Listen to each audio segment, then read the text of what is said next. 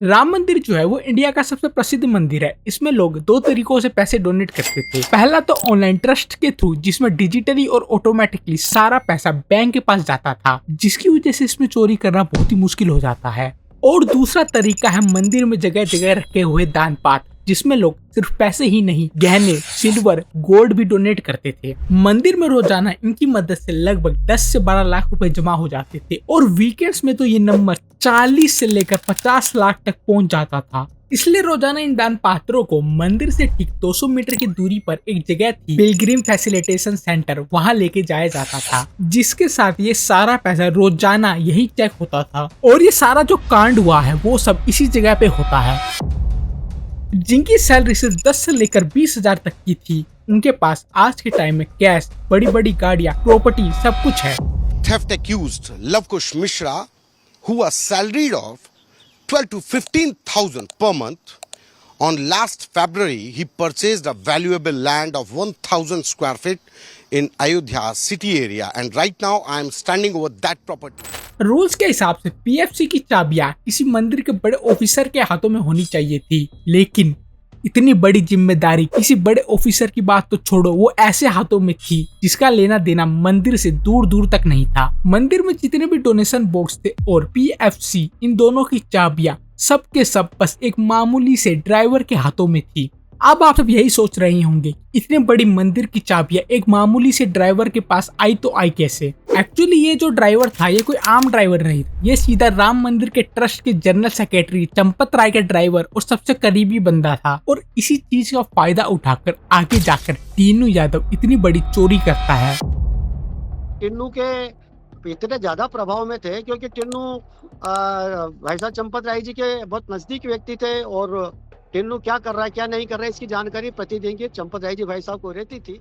देखिए, ये जो काउंटिंग थी वो शिफ्ट्स में होती थी, यानी सुबह शाम दोनों टाइम, जिसमें लगभग 40 से 50 लोग जुड़े होते थे। लेकिन लगभग इन 50 लोगों में से चोरी में सिर्फ अनुकुल्प मिश्रा, लवकुश मिश्रा, मनीष यादव, अविनाश शुक्ला और करुणेश पांडे नाम के लड़के पकड़े गए हैं। और ये जो लोग पकड़े गए हैं ये सब कहीं न कहीं एक दूसरे से जुड़े हुए थे। जैसे रामशंकर मिश्रा और अनुकुल्प मिश्रा बाप बेटे हैं, और लवकुश मिश्रा जो था वो रामशंकर मिश्रा का दामाद और अनुकुल्प मिश्रा का साला है। इन सभी ने मिलकर मंदिर को अपना फैमिली बिजनेस बना लिया था। लेकिन इस चोरी में इन सब का लीडर सुपरवाइजर सुभाष श्रीवास्तव था, जो कि एक रिटायर्ड बैंक एम्प्लॉय था और वॉलंटियर के रूप में मंदिर में काम कर रहा था। इन सभी लड़कों की सैलरी सिर्फ 10 से लेकर 20,000 तक की थी। लेकिन जब पुलिस और एसआईटी इनके घरों में रेड मारती है, तब सबको पता चलता है कि इन सभी ने कुछ ही सालों में करोड़ों की जमीन, गाड़ियां, 40 से लेकर 50 हॉस्टल के कमरे खरीद लिए थे, वो भी सीधा एयरपोर्ट के सामने। और हद तो तब पार हो गई, इन लोगों ने मंदिर के लिए जो सोने चांदी के चढ़ावे आते थे वो तक अपने पास रखना शुरू कर दिया। 10 अलग अलग जगह चेस्ट थे जिनको अपन तिजोरी के वो कह सकते हैं, कलेक्शन का बॉक्स होते थे 10 अलग अलग जगह। वहां पर श्रद्धालु लोग अपने कान की बाली, नाक की कोई धातु, कोई ब्रेसलेट, इस तरह की कोई भी छोटी चीज से लेके बड़ी चीज जिसकी जो श्रद्धा हो वो डाल दिया करते थे। 10 चेस्ट में अलग अलग में वो चीज निकलती थी, उसको एक डिब्बे में डाला जाता था। उस डिब्बे को जब भर जाता था 3-4 दिन में, तब टिन्नू आकर ले जाता था। इन सबको ऊपर से इतना ज्यादा सपोर्ट आता था कि इन्होंने मंदिर में अपना पर्सनल डोनेशन बॉक्स तक बना लिया था, जिसमें इनका खुद का पर्सनल क्यूआर कोड तक चिपका हुआ होता था, जिससे सारा पैसा सीधा इनके बैंक अकाउंट में जाता था। ये लोग इतने ज्यादा शातिर थे, इन्होंने हर मोड़ पे मंदिर के अंदर लूप होल ढूंढ लिए थे। आमतौर पर मंदिर में काउंटिंग के बाद अकाउंट या डोनेशन वाउचर बनाई जाती थी, जिसमें यह लिखा जाता था कि आज कितना डोनेशन आया, कितना हार्ड कैश निकला और बैंक में कितना पैसा जमा होगा।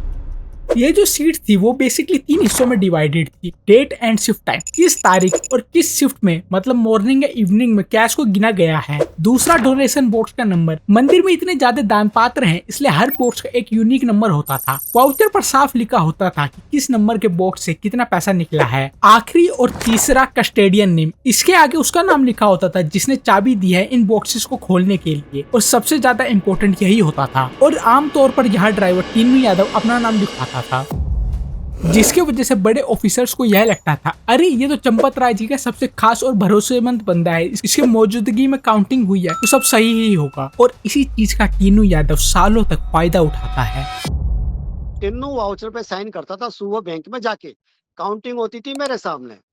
तो मुझे ये नहीं पता होता था कि सुबह जो वाउचर लगा है बैंक में वो कितने रुपए का लगा है, यानी जो है बैंक के वाउचर कितने रुपए का आज बना है कि इतना कैश जमा हुआ है, उस फिगर की मुझे जानकारी नहीं होती थी। और मेरे सामने जो नोट छांट के ले जाए गए, उसके तीनों को जानकारी रहती थी कि आज इन लोगों ने इतना पैसा लिया है। रूल्स के हिसाब से कस्टोडियन सिर्फ चाबी ही नहीं देगा, बल्कि जब पैसा गिना जा रहा हो तो वहाँ खड़े होकर देखेगा कि सब सही चल रहा है या नहीं।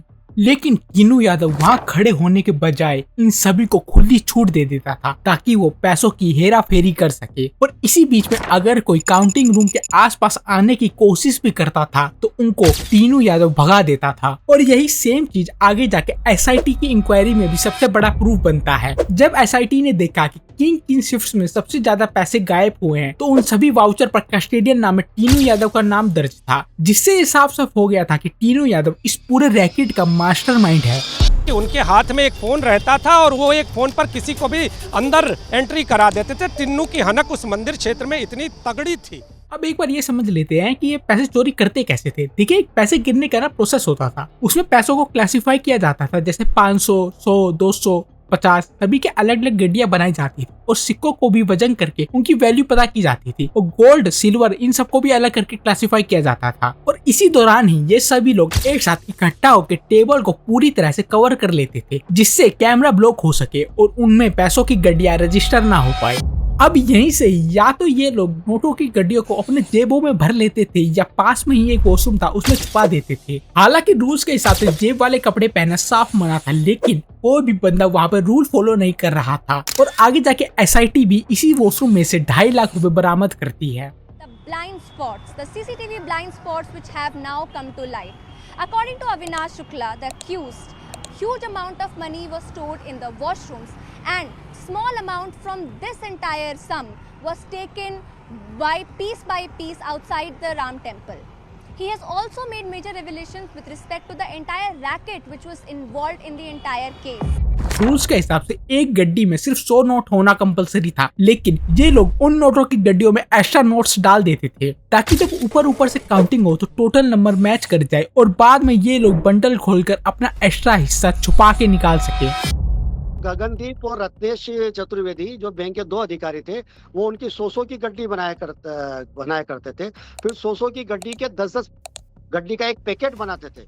10 गड्डी का एक पैकेट बनाने के बजाय वो 11, 12, 13 पैकेट तक भी उसके अंदर बड़े रबर बैंड से बांध दिया करते थे।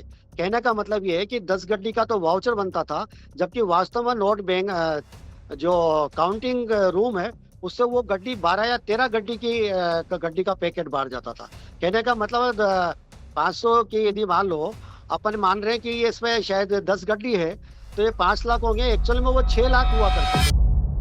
ये सारा फेक वाउचर का मामला अनुकूल मिश्रा और अविनाश शुक्ला संभाल रहे थे, जिसके कारण बैंक एम्प्लॉय तक को इन पे शक नहीं होता। और ऊपर से साथ में कस्टोडियन नेम में टीनू यादव का साइन रहता था। ये लोग हर हफ्ते लाखों रुपए इसी तरह से गायब कर रहे थे। लेकिन इसी बीच मंदिर के दूसरे कर्मचारी महिपाल सिंह, जो कि एक अकाउंटेंट सुपरवाइजर थे, उनको इन लोगों पर शक हो जाता है। महिपाल सिंह ने पकड़ लिया था कि डेली कलेक्शन शीट और बैंक में जो जमा होने वाले पैसे के नंबर्स है वो आपस में मैच नहीं कर रहे हैं। उन्होंने तुरंत ही अनुकूल मिश्रा और बाकी लड़कों पर शक किया और सवाल जवाब उठाना शुरू कर दिया। बट सैडली इन लोगों का नेटवर्क इतना ऊपर तक था कि जैसे ही महिपाल सिंह ने आवाज उठाई, सुपरवाइजर सुभाष श्रीवास्तव और अनुकूल ने मिलकर उल्टा महिपाल सिंह पर ही झूठा इल्जाम लगाना शुरू कर दिया और उन्हें जॉब से निकलवा दिया कि भाई ये व्यक्ति जो है प्रमाणित कार्य करता है और किसी तरह की बेईमानी में लिप्त हो नहीं सकता है और इसको शायद दबाया भी नहीं जा सकता है।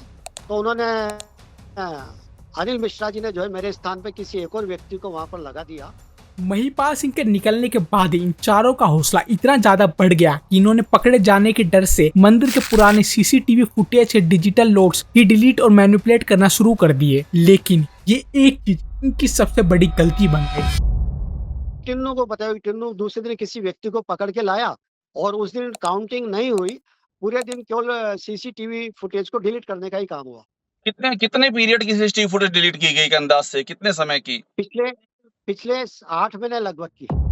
जब मंदिर के बाकी बड़े ऑफिसर जैसे ट्रस्ट के ट्रेजरर स्वामी गोविंद गिरी और नरेंद्र मिश्रा ने नोटिस किया कि रोज सीसीटीवी के लोड्स गायब हो रहे हैं, तब जाके उन्होंने बिना किसी को बताए काउंटिंग रूम के अंदर हिडन कैमरा फिट करवा दिए। मनीष यादव, लव कुश और बाकी के लड़के टेबल को घेरे हुए थे, कैमरा को ब्लॉक करके नोटों की गड्डियां चुरा रहे थे और तब जाके ये सब रंगे हाथों पकड़े गए। और इसी बीच एक दूसरा एम्प्लॉय जो कि वहाँ सेम काउंटिंग रूम में काम किया करता था, वो ये सब सारी बातें जाके समाजवादी पार्टी के लीडर अखिलेश यादव को बता देता है, जिसके बाद अखिलेश यादव ने इस पूरे कांड पर एक बहुत बड़ा ट्वीट किया। उन्होंने ट्वीट करते हुए कहा कि 500 सालों के इंतजार के बाद बने और पवित्र राम मंदिर के दान पात्र में चोरी होना बहुत ही शर्मनाक है। ये भक्त की आस्था पर चोट है। उन्होंने इस पूरे मामले की कोर्ट मॉनिटरिंग और सीबीआई की जांच की मांग कर दी। और इसी ट्वीट के बाद से ही देखते पूरे देश में लोगों को इस पूरे घोटाले के बारे में पता चलता है कि कैसे सालों से राम मंदिर में कितनी बड़ी चोरी हो रही है। चारों तरफ से बढ़ते हुए प्रेशर को देखकर उत्तर प्रदेश के चीफ मिनिस्टर योगी आदित्यनाथ ने तुरंत ही एक्शन लिया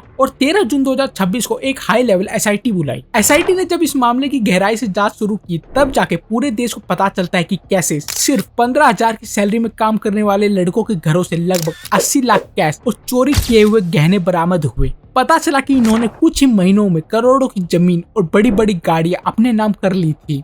फिलहाल तो अभी तक एसआईटी ने driver Tinu Yadav, retired banker Subhash Srivastava समेत सभी 8 आरोपियों को अरेस्ट करके जेल भेज दिया है। और इस पूरे कांड की रिस्पॉन्सिबिलिटी लेते हुए राम मंदिर के ट्रस्ट की जनरल सेक्रेटरी चंपत राय को भी अपने पद से इस्तीफा देना पड़ा है। ये चोरी कोई आम चोरी नहीं थी, इसलिए पुलिस ने चोरों पर नए कानून बीएनएस और प्रिवेंशन ऑफ करप्शन एक्ट के तहत मामला दर्ज किया है, क्योंकि इस पूरे कांड में बैंक के सरकारी सिस्टम के लोग और ट्रस्ट के बड़े बड़े पदों का मिसयूज हुआ है। अभी तक तो फिलहाल यानी 1 जुलाई तक एसआईटी ने सिर्फ 8 लोगों को पकड़ा है। ये सारी जो चोरी हुई है वो इतनी बड़ी थी कि इसके बाद राम मंदिर का ट्रस्ट अपना पूरा सिस्टम बदल रही है। 11 जुलाई 2026 के बाद एक बड़ी इमरजेंसी मीटिंग होने वाली है, जिसमें यह तय किया जाएगा कि अब किसी ड्राइवर या वॉलंटियर के हाथों में चाबी नहीं होगी, बल्कि अब मंदिर का पूरा मैनेजमेंट काशी विश्वनाथ मंदिर की तरह गवर्नमेंट के किसी बड़े आईएएस ऑफिसर संभालेंगे।